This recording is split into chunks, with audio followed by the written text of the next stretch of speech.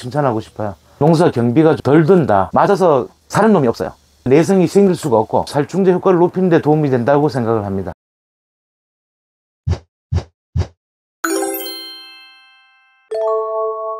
벌도 입식을 하잖아요. 이제 중요한 거는 저녁에 내일 내가 약 살포하겠다. 그러면은 오늘 저녁에 벌들이 집에 들어간 다음에 문을 닫아줘야 됩니다. 그것만 하시면 돼요.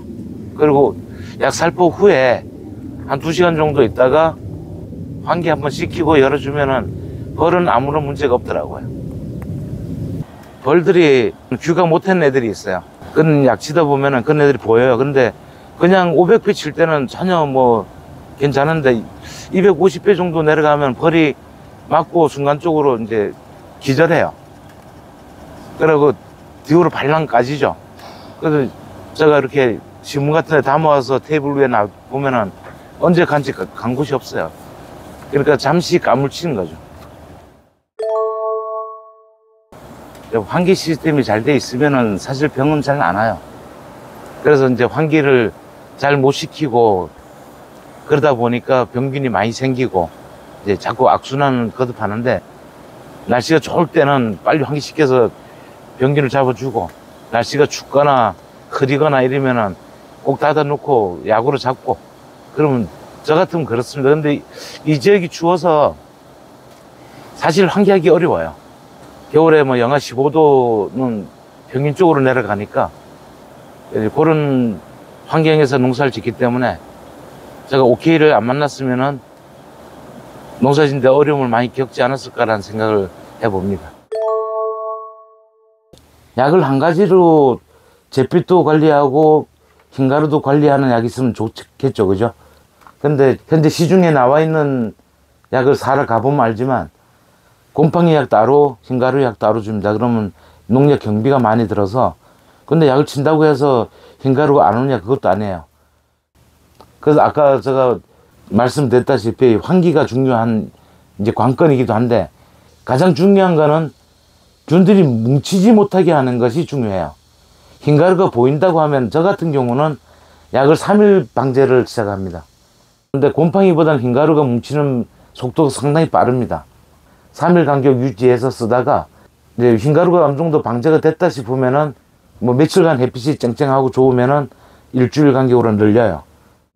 황이나 뭐 여러 가지 제품들은 예를 들어서 한 병 썼으면 다음 단계 한 병 쓰면 잘 안 들어요. 한 병 반 써야 되고 이제 그런 계속 증폭을 해야 되는 문제점이 있는데, 오케이는 가장 큰 장점인 것 같아요. 내가 250배 쓰다가 뭐 병균이 없네 이래갖고 500배로 희석했어도 똑같이 효과를 발휘한다. 그래서 저는 뭐 칭찬하고 싶으면 그 점을 칭찬하고 싶어요. 농사 경비가 좀 덜 든다, 다른 농약에 비해서. 그리고 오늘 이 약 치고 다음에 저 약 치고 여러 가지 내가 머릿속에 굴리지 않아도 돼요. 무슨 계통 이렇게 농약은 이제 계통별로 있는데 그거 안 쓰고 그냥 한 가지만 배액만 높였다 낮췄다 하면 다 되니까 저는 그렇게 사용하고 있습니다. 딸기를 현미경으로 보면요, 딸기 과 옆에 눈에 보이지 않는 벌레들이 엄청나게 많아요. 그걸 보고는 딸기 못 먹습니다. 그래서 이제 오케이로 계속 소독을 하고 나니까 저는 전자 현미경도 있고 이제 현미경이 있는데 보면 없어요.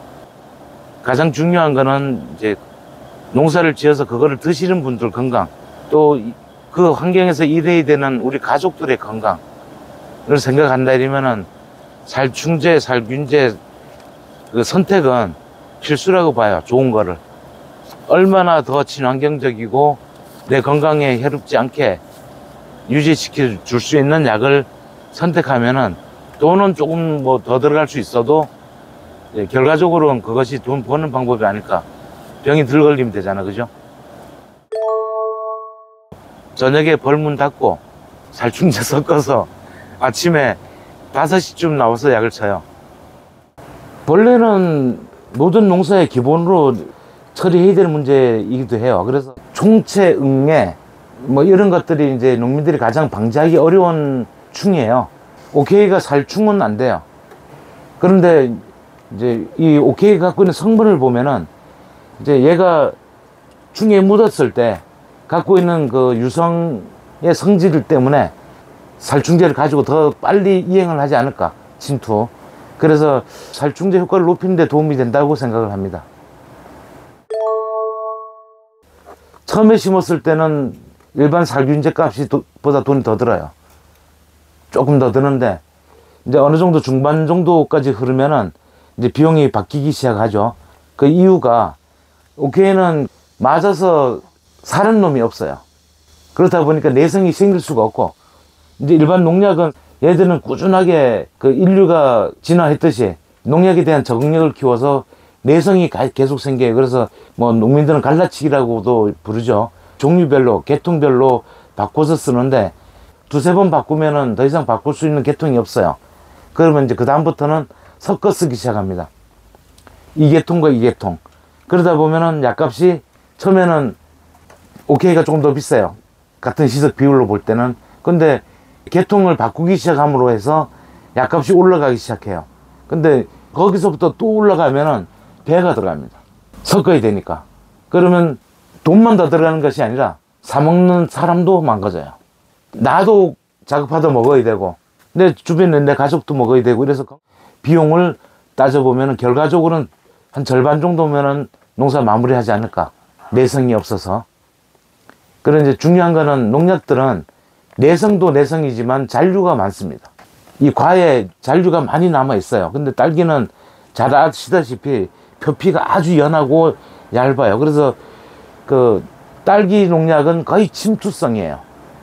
딸기 과에 농약이 꽉 가득 차 있다 보시면 됩니다. 그래서 내가 소비자라 이러면은 오케이만 사용합니다라는 농가만 찾아다니고 싶을 거예요.